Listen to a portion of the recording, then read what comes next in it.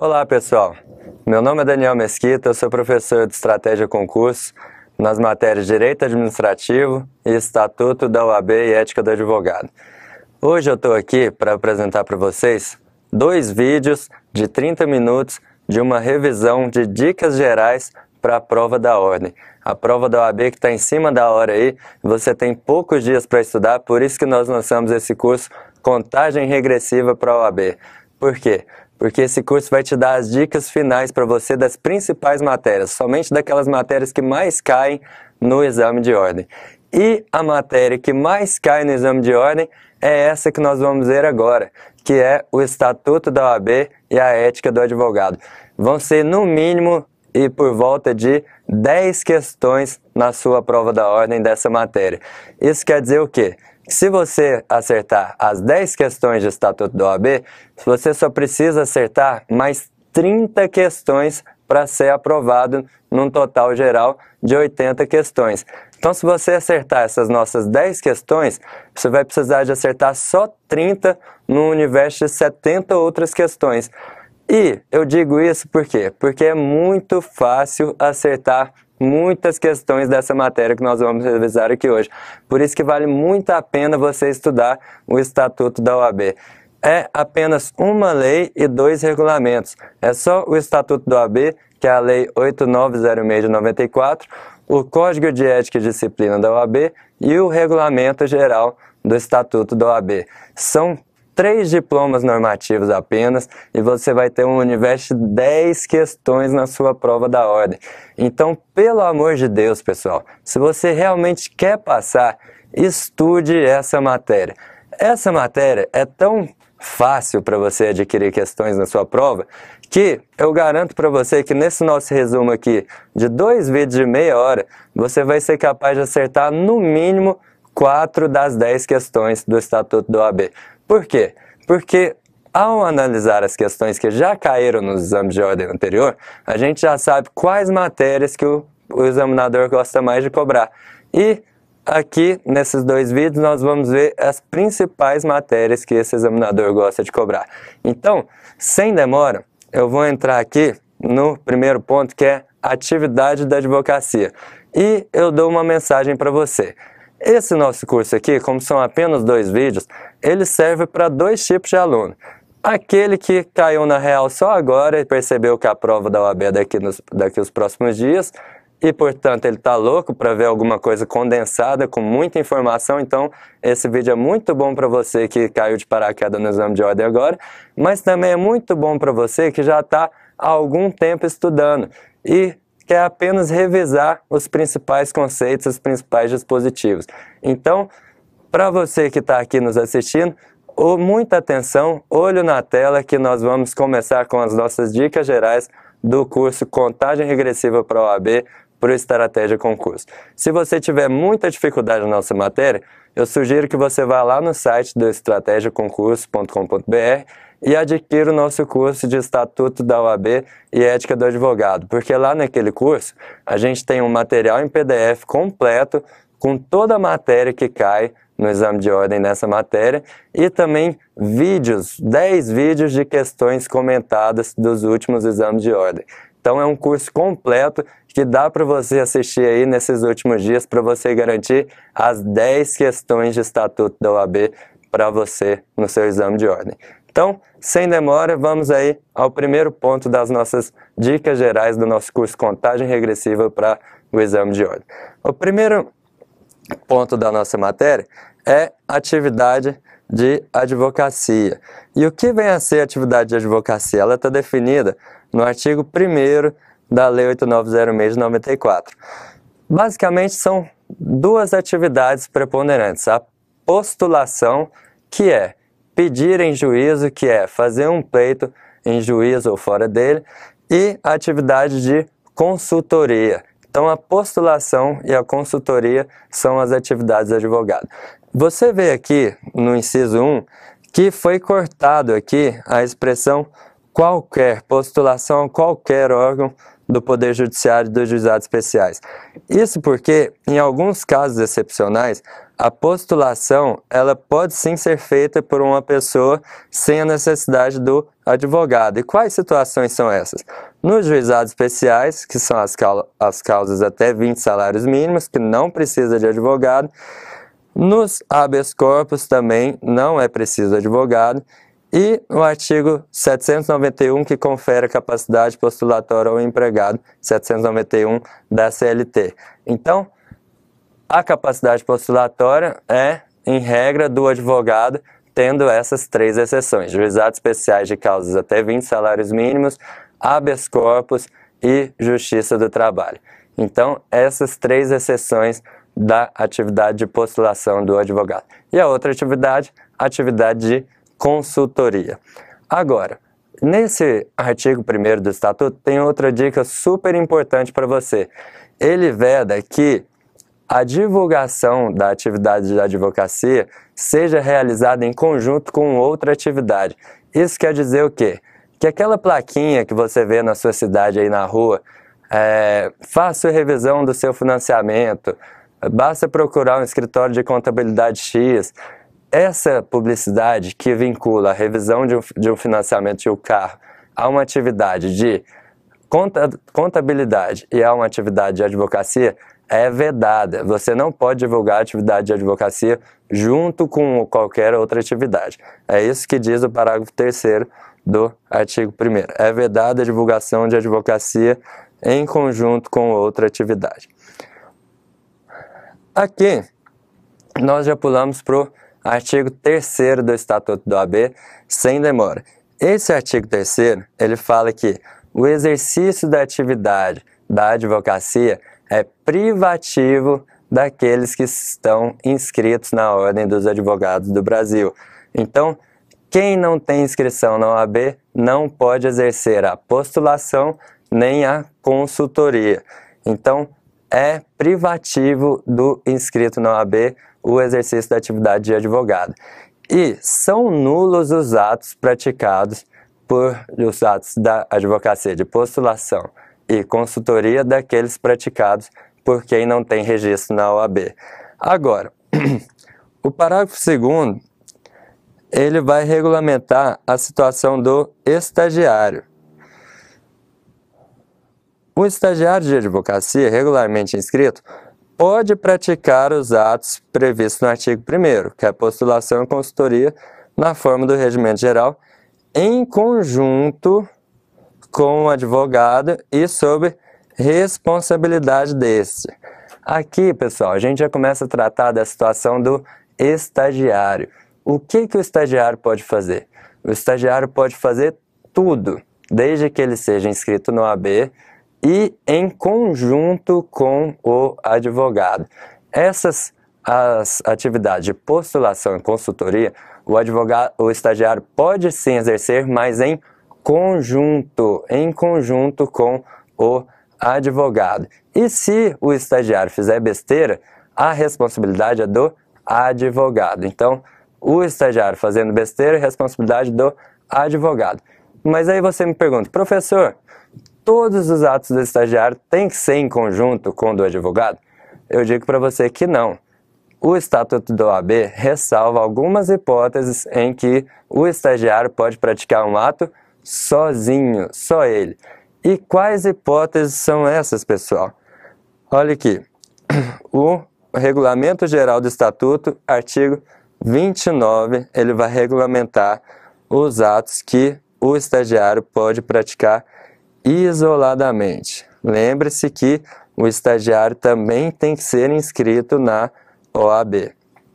Então, artigo 29, parágrafo 1º do Regulamento Geral do Estatuto. O que o estagiário pode fazer sozinho, pessoal? Ele pode retirar e devolver autos em cartório assinando a respectiva carga.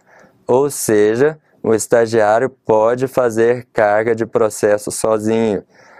O inciso 2. Obter junto aos escrivães e chefes de secretaria certidões. Então, o estagiário pode retirar certidões sozinho. E, por fim, o estagiário pode assinar petições de juntada sozinho. Então, aqui nós temos 3 atos pelo Regulamento Geral do Estatuto da OAB que o estagiário pode praticar sozinho. São eles: fazer carga de processo, tirar certidão e petição de juntada. Então eu te pergunto, qual é a única petição que o estagiário pode assinar sozinho? A petição de juntada. Todas as outras ele tem que assinar em conjunto com o advogado. Então, 3 atos que o estagiário inscrito na OAB pode praticar sozinho: carga, certidão e petição de juntada. Vamos seguir adiante, pessoal. Aqui nós entramos no segundo ponto das dicas de nossa aula, que é o ponto que mais cai na prova da OAB. Se é o ponto que mais cai na prova da OAB, pessoal, o que você vai fazer? Você vai ler o artigo 7º do Estatuto da OAB por, no mínimo, 10 vezes, porque eu te garanto que esse artigo vai ser cobrado na sua prova da OAB não só em uma questão. Vão ser, no mínimo, 2 questões de direitos do advogado na sua prova da OAB. Porque são 2 questões que as bancas vêm cobrando já há muito tempo em cada exame de ordem sobre o tema direitos do advogado. Então, pelo amor de Deus, pessoal, estude direito dos advogados, porque isso vai cair na sua prova. Então, sem demora, vamos lá. O artigo 6º, ele fala que não tem hierarquia entre juiz, advogado e promotor. Todos estão no mesmo nível. Juízes, advogados e membros do Ministério Público não tem hierarquia nem subordinação entre eles. Todos têm o mesmo nível e devem respeito e consideração recíprocos. Então, já se lembre disso, é o primeiro ponto. Agora, entrando no artigo 7º, que esse sim vai cair na sua prova. Agora, não pense, pessoal, que o artigo 7º vai cair na sua prova assim, a redação literal do texto da lei. Não. O que a OAB vem fazendo ela dá situações concretas. Ela fala, na situação tal, o advogado fez isso, isso e isso. Nesse caso, aconteceu isso, isso e isso. Pela situação concreta, aí ele joga as letras A, B, C e D. Para responder essa situação concreta, você tem que conhecer o artigo 7º. Então, vai cair na sua prova uma situação concreta na qual você tem que se lembrar do artigo 7º e aplicar o que você sabe dele naquela questão, naquela situação prática que o examinador te deu. Então, vamos lá. Dos direitos do advogado, eu separei esses direitos em alguns temas. E o primeiro que você tem que saber é o da inviolabilidade. Vamos ler aqui o inciso 2 do artigo 7º. A inviolabilidade de seu escritório ou local de trabalho, bem como de seus instrumentos de trabalho, de sua correspondência escrita, eletrônica, telefônica e telemática, desde que relativas ao exercício da advocacia. Isso quer dizer que o escritório de advocacia, o local de trabalho do advogado é inviolável, inclusive a sua correspondência. Inclusive a sua correspondência eletrônica, telefônica. Então, aqui, sobre a inviolabilidade, você vai ter que descer lá no parágrafo 6º, que ele vai dar algumas situações concretas muito importantes para a sua prova. Por quê? Nenhum direito é absoluto. E o parágrafo 6º do artigo 7º do Estatuto da OAB, ele vai falar em que hipóteses que essa inviolabilidade vai ser relativizada. Então, essas hipóteses são relacionadas aos crimes cometidos. Vamos lá. Presentes indícios de autoria e materialidade da prática de crime por parte de advogado, o advogado tem indício de que ele está cometendo crime. A autoridade judiciária competente, por decisão judicial, só o juiz, a autoridade policial nem Ministério Público não pode fazer isso, poderá decretar a quebra da inviolabilidade. Então, se tiver indício de que o advogado está cometendo um crime, pessoal, muita atenção, aí o juiz vai poder decretar a quebra da inviolabilidade. Mas a decisão tem que ser motivada e ele vai expedir o mandado de busca e apreensão para apreender bens desse escritório, por exemplo. E esse mandado de busca e apreensão ele tem que ser cumprido na presença de representante da OAB. Muita atenção, pessoal. Então, é a hipótese excepcionalíssima. Só o juiz pode, se presentes indícios de autoria e materialidade de crime cometidos pelo advogado, o juiz vai decretar a quebra da inviolabilidade. Mas o mandado de busca e apreensão que eles pedir tem que ser cumprido na presença de representante da OAB. Sendo em qualquer hipótese, aqui nem o juiz vai poder alcançar isso aqui, pessoal. Vedada a utilização dos documentos, das mídias e dos objetos pertencentes a clientes. Tudo bem, pessoal. O advogado pode estar com a suspeita de estar cometendo crime. O juiz pode sim decretar a quebra da inviolabilidade do seu escritório.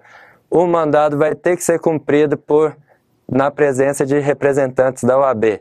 Contudo, nem o juiz pode determinar que documentos de clientes sejam acessados pelos policiais ou por quem está cumprindo esse mandado.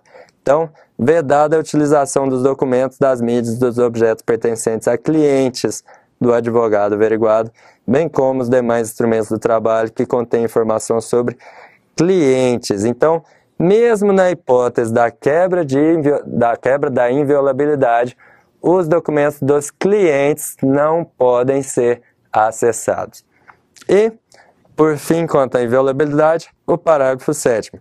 A ressalva constante do parágrafo 6º desse artigo não se estende, o núcleo que nem o juiz pode alcançar, não se estende a clientes do advogado averiguado que estejam sendo formalmente investigados como seus partícipes ou coautores da prática do mesmo crime que deu causa à quebra da inviolabilidade. Muito interessante, pessoal. Eu falei que nem o juiz pode determinar o acesso aos documentos dos clientes desse advogado. Contudo, é óbvio que se esse cliente está com suspeita de estar cometendo crime juntamente com o advogado, é óbvio que o juiz pode sim determinar a quebra da inviolabilidade para esse cliente específico que está cometendo crime, com suspeita de cometimento de crime, em coautoria com o advogado.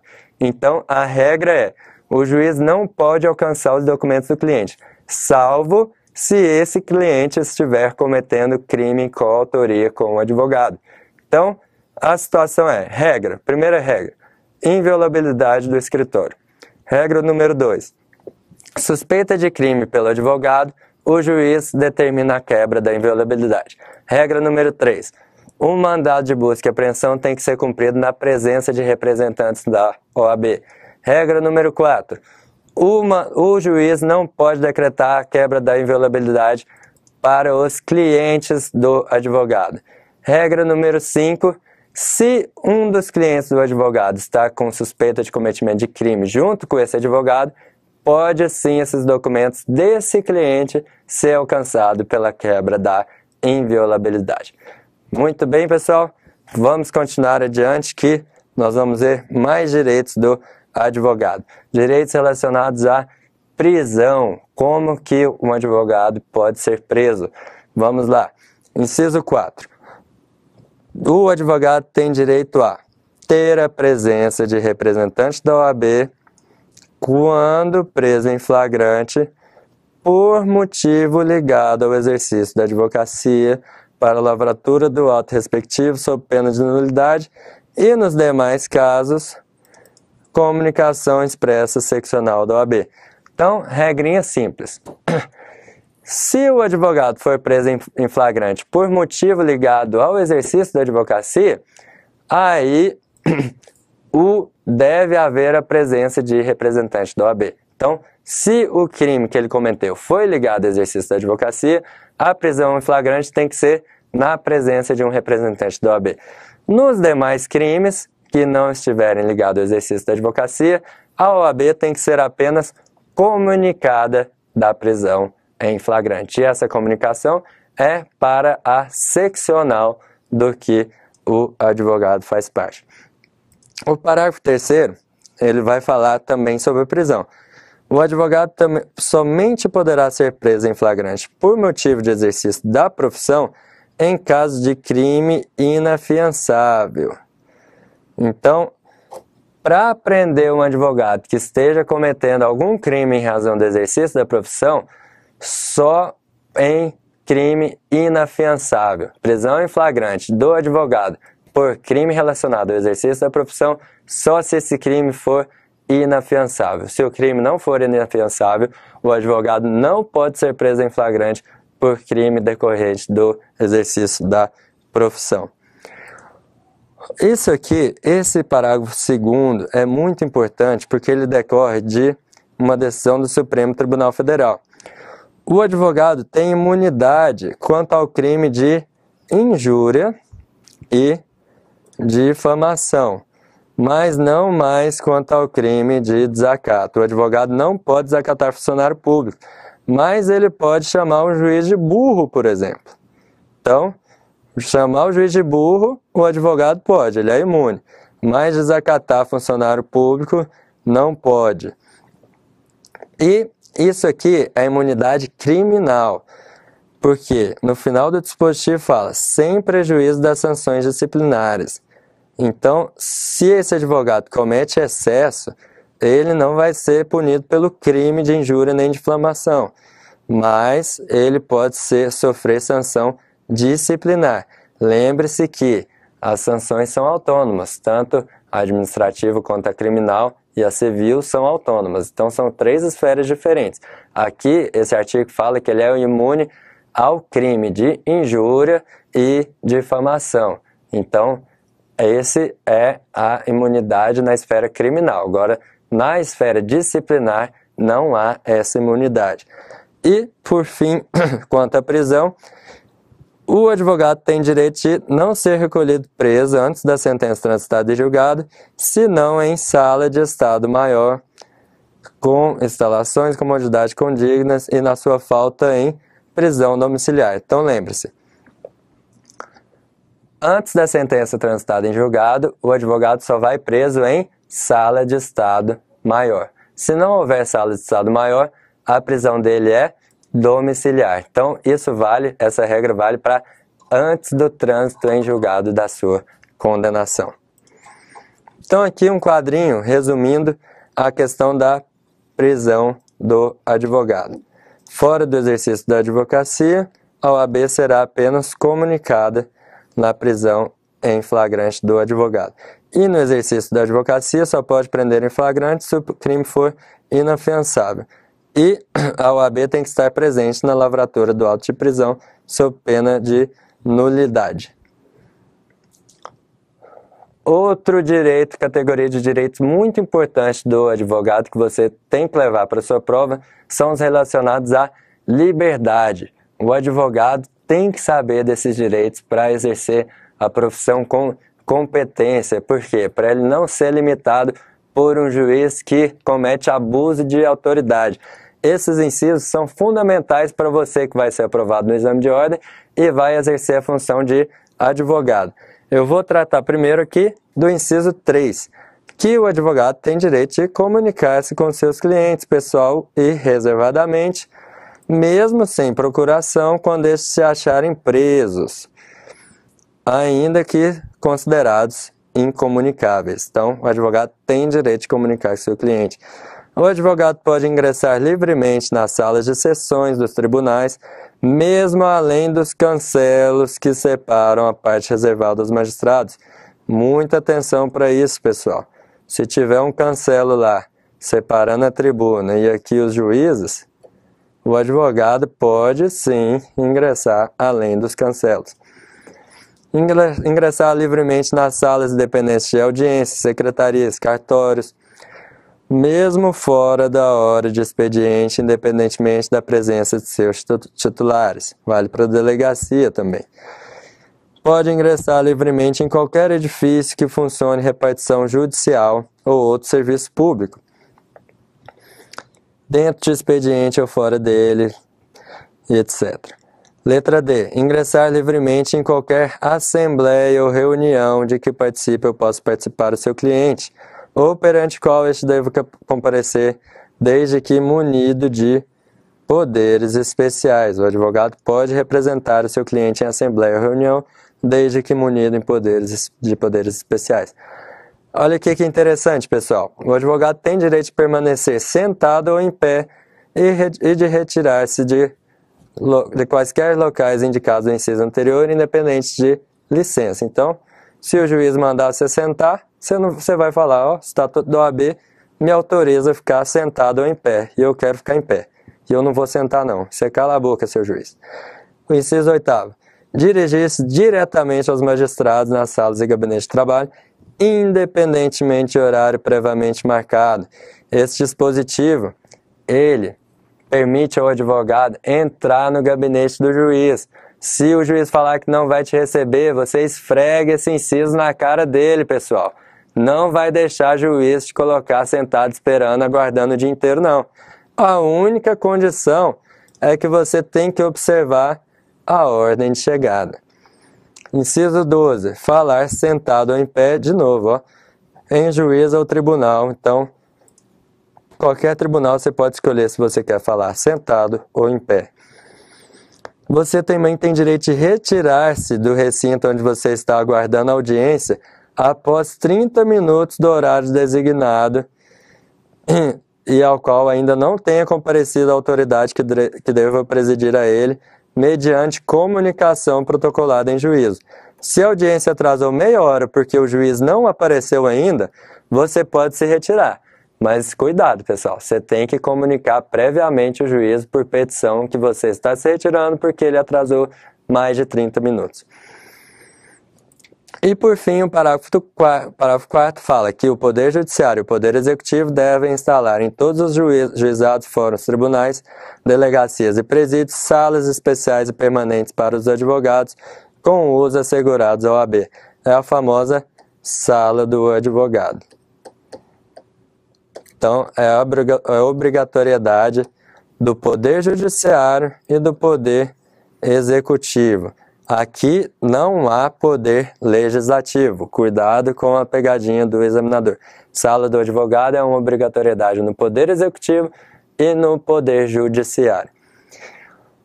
Caminhando para o fim dos direitos mais relevantes, pessoal. Eu estou sendo exaustivo aqui nessas dicas sobre os direitos, porque eu falei, 2 questões no mínimo vão cair sobre os direitos do advogado na sua prova. Pela ordem. Usar a palavra pela ordem em qualquer juízo ou tribunal mediante intervenção sumária para esclarecer equívoco ou dúvida surgida em relação a fatos, documentos ou afirmações que influam no julgamento, bem como para replicar a acusação ou censura que lhe forem feitos. Então, usar a palavra pela ordem no decorrer do julgamento, se você quiser esclarecer fatos, documentos ou afirmações. E ainda para replicar a acusação ou censura que lhe forem feitos. Então, muita atenção, pessoal.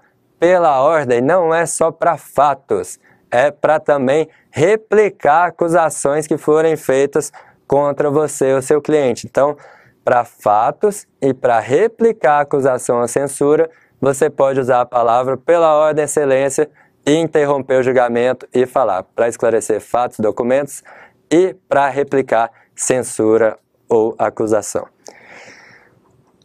Sem procuração. O que um advogado pode fazer sem procuração? Ele pode examinar em qualquer órgão do Poder Judiciário ou Legislativo ou da administração pública em geral, autos de processos findos ou em andamento, mesmo sem procuração, quando não estejam sujeitos a sigilo, assegurada a obtenção de cópias. Então, o advogado pode ver e tirar cópia de qualquer processo no Poder Judiciário, no Legislativo e na administração, sem procuração, com exceção daqueles que estejam sujeitos a sigilo. Então, sem procuração, o advogado pode ver e tirar cópia de qualquer processo, salvo aqueles que estejam sujeitos a sigilo. E examinar em qualquer repartição policial, autos de flagrante de inquérito, findos ou em andamentos, ainda que conclusos a autoridades, podendo tirar cópia de peças e tomar apontamentos. Então, tanto no âmbito policial, em delegacias, quanto no Poder Judiciário, no Legislativo, na administração pública, o advogado pode ter acesso aos autos, ver processo e tirar cópias. e a única exceção é se o processo estiver em sigilo, pessoal. Por fim, vista e carga. O advogado tem direito de ter vista de processo e de retirá-los no prazo legal. Ele pode retirar autos de processo findos também sem procuração. Se o processo já acabou, ele pode retirar sem procuração pelo prazo de 10 dias. Então, processo arquivado você pode tirar mesmo sem procuração. Não se aplica esses incisos se o processo estiver em segredo de justiça, que eu já disse, e quando existirem nos autos documentos originais de difícil restauração ou ocorrer circunstância relevante que justifique. E ainda, se o advogado tiver deixado de devolver autos no prazo legal. Se o advogado teve vista em uma vez a um processo, ou retirou o processo findo sem procuração, mas ele não devolveu no prazo legal, ele não pode mais retirar esse processo. Então, pessoal, aqui eu encerro os principais direitos sobre os advogados. Vimos também nesse vídeo a atividade da advocacia e vamos dar uma pausa aqui. Espero você no segundo vídeo do nosso curso Contagem Regressiva para a OAB. Olho aberto, porque eu estou dizendo, nesses 2 vídeos você vai conseguir eliminar, acertar pelo menos 4 questões no seu exame de ordem. Muito obrigado, te espero no próximo.